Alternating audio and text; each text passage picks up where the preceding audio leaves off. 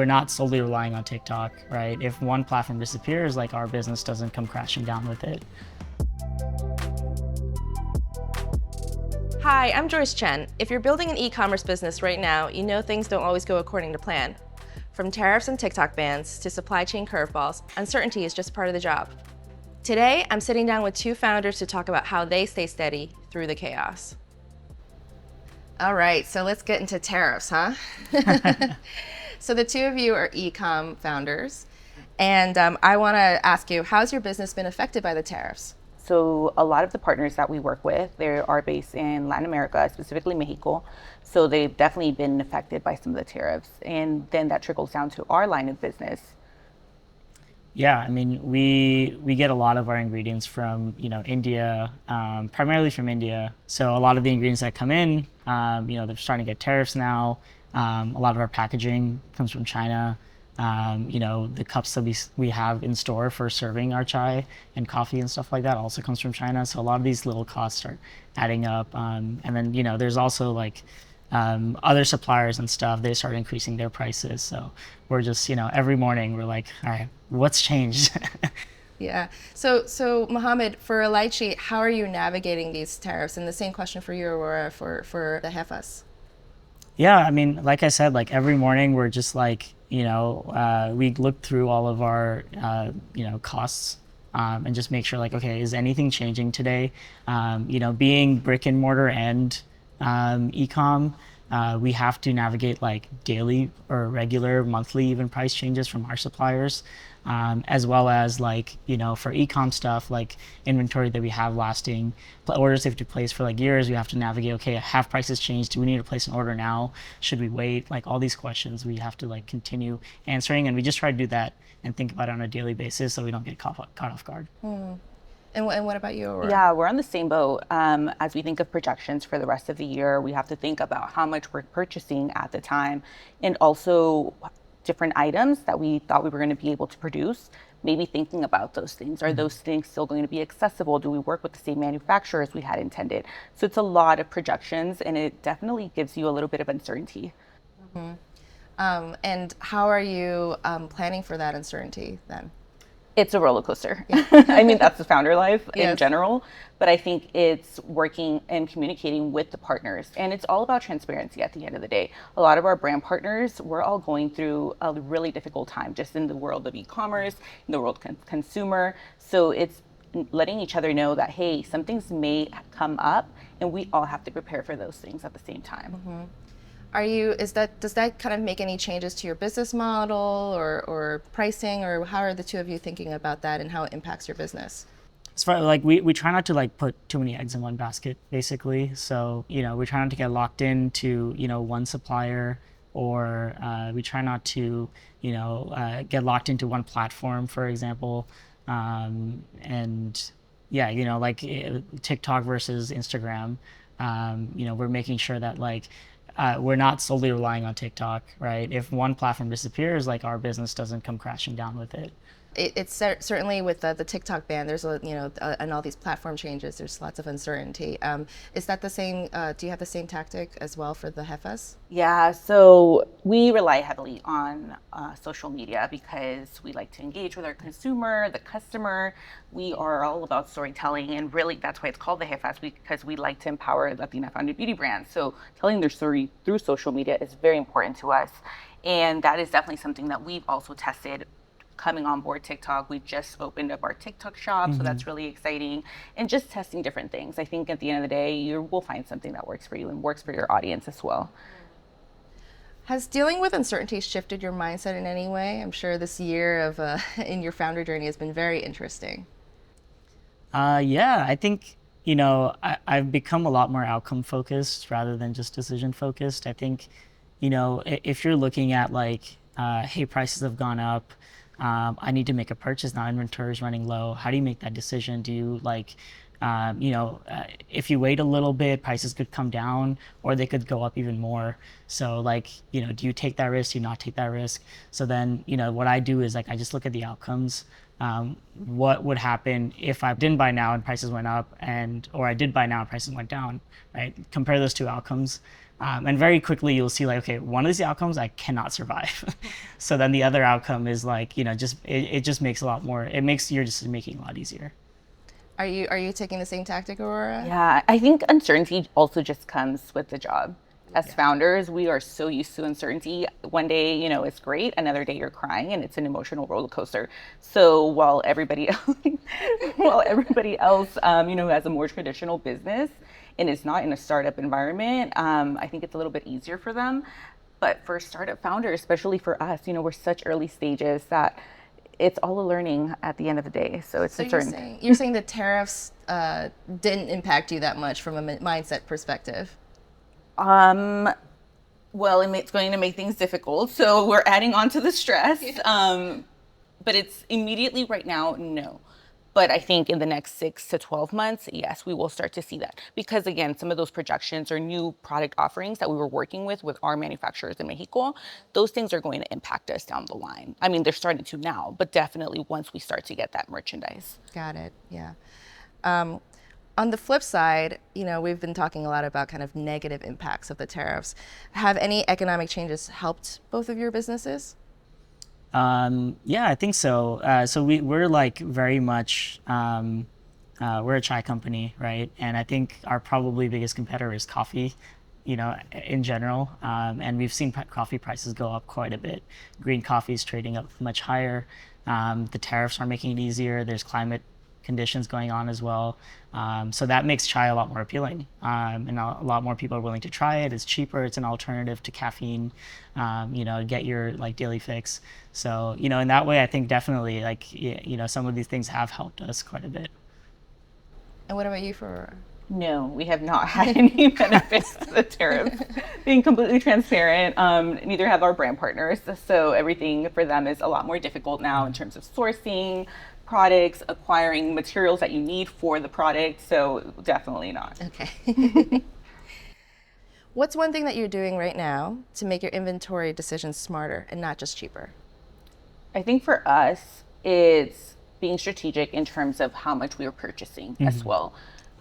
Whether, sometimes we don't have the money to purchase in bulk. Of course, it's cheaper. But at the same time, if you don't have that in the moment, we have to think about that and put it on the back burner and think about it later on. Yeah, I think for us, we've been kind of thinking about like what our overall goals are, So we're very much at the growth stage where we basically just launched our e-commerce line. And so for us right now, like we're not really caring that much about like, cost and, a lot of these things we're prioritizing quality, we're prioritizing like flexibility, we're prioritizing just overall growth, being able to get inventory quicker, because we're in a phase where like sales are doubling every month, and so we don't really know like what's going on or how much we'll need. It's hard to project that far in the future, so we're optimizing for something a little bit different, and I don't think cheaper is always better either. So in our case, like we're like very focused on growth, so like it doesn't really make sense to get the cheapest inventory. We can always dial in that margin later. Yeah. Especially where both of you are focused right now, you're trying to deliver a quality product for your customers. Yeah, and the nice thing is like, because of those customers that are looking for quality, they're willing to pay more for it. And so they're less sensitive to like small price changes, and they're more than happy to support small businesses as well, as, everyone kind of knows the economic climate right now is anyways, so. Yeah, yeah. It's not like there is only a tariff on beauty brands or chai. Right. Right. Totally. Yes. How have the two of you built resilience into your businesses? Like I said, we try not to put too many eggs in one basket. We try to keep our options open. And I think the main thing is like we as a team are just like constantly ready to pivot if we need to. Looking for other solutions. We're not stuck in like our ways, I guess. And so if a situation comes up that requires us to reinvent ourselves, we'll do it. Yeah, resiliency is the name of the game as a startup founder. Yeah. And it's in our name, the Jefas. It's like bosses, right? So we have to figure it out at the end of the day. We have to make sure that we're providing a good product for our customer, but also we are very transparent, at least for the Jefas, as to the process of building a company. we showcase that it's a very difficult, there are long hours, minimal funding, especially for Latinas. We raise less than 0.4% of VC funding. And when we tell the customer how much they're impacting not only our platform, but our brand partners, they're more willing to support us at the end of the day. Yeah, I mean, your story is fundamental to your business DNA. Yeah. Shifting a bit to running an e-commerce business, how do you manage supply and demand, overstocking and understocking? How have you thought about that? I imagine you'll probably have a better answer for this. For us, we're kind of like playing it fast and loose right now. But we just, I think for a brick and mortar, we have to think about this a lot more, because, the demand can change from day to day, from week to week, and from year to year. Like, it can be very different. So, we're like constantly looking at the data. We have like weekly meetings to kind of see like what is next week's demand look like based on previous year's sale. We'll have some hypotheses, what's changed this year, is there an event coming up, and stuff like that. So that's kind of the best way that we've been able to do it. And as we like start to be more consistent on the e-com side as well, we'll probably start introducing like a similar, maybe not a weekly, but like a monthly or quarterly planning session. Yeah, and for us, it's a little bit easier to forecast from the beauty box end because we already have a set of subscribers that are likely to purchase. But even then, we are acquiring new customers every month. So the forecasting definitely is something we take into consideration because we want to get more, but sometimes we're, low on supply, unfortunately. Because your business model is a monthly subscription. Quarterly. Quarterly cadence. Okay, got it. Can I ask you, Aurora, you mentioned VC backing. Have the two of you thought about alternative financing or what that would look like for e-commerce businesses? That's definitely something we've thought about, especially for, again, it's really difficult for women to raise. It's definitely difficult for underrepresented founders to raise money. And there are alternative means, so one of the things that we have thought about is like, hey, maybe we take out a loan. And that is one of the things that we are exploring. Yeah, I mean, I think capital is definitely one of the biggest restraints, and time, but capital is definitely one of them. Time is money. Yeah, that's true. Exactly. And so I think a lot about like, different financing vehicles that we can, we can pull on and leverage to kind of help grow our business. Thinking about the right incentive structures for us as a company, what that means for us as like how we want to grow long term, who we're bringing into our company, and how we can, kind of continue to shape it, and what control we're giving up, and all of these things.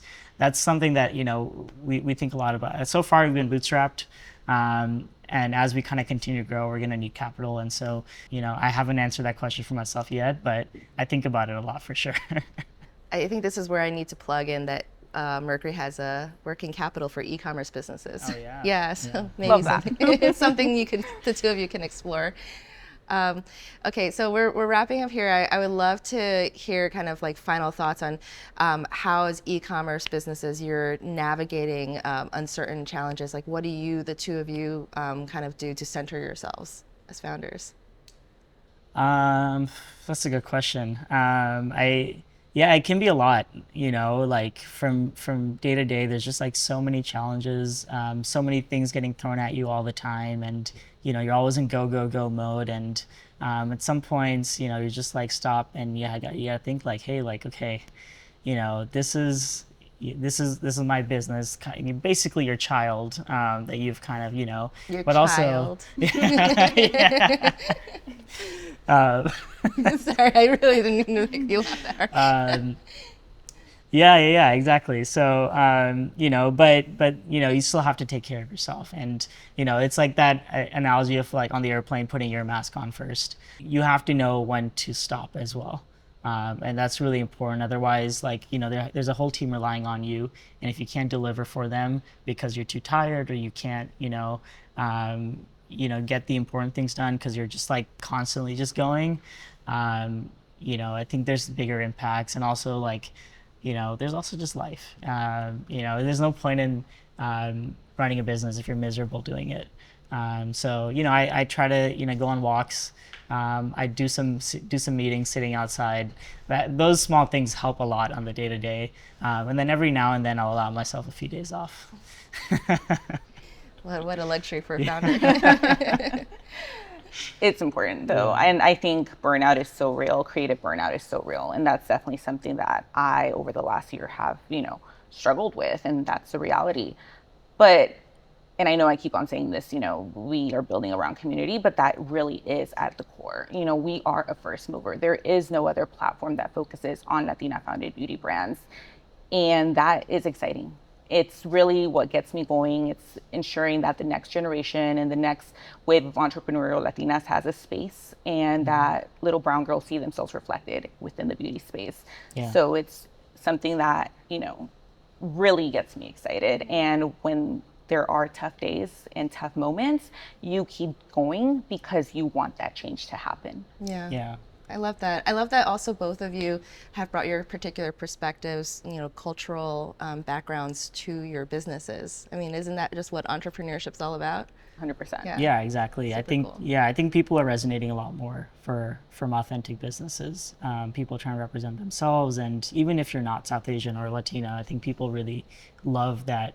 There's something different apart from just bland mainstream stuff. That's awesome. Thanks for watching this video from Mercury. If you're into startup stories and insights, make sure to subscribe for more.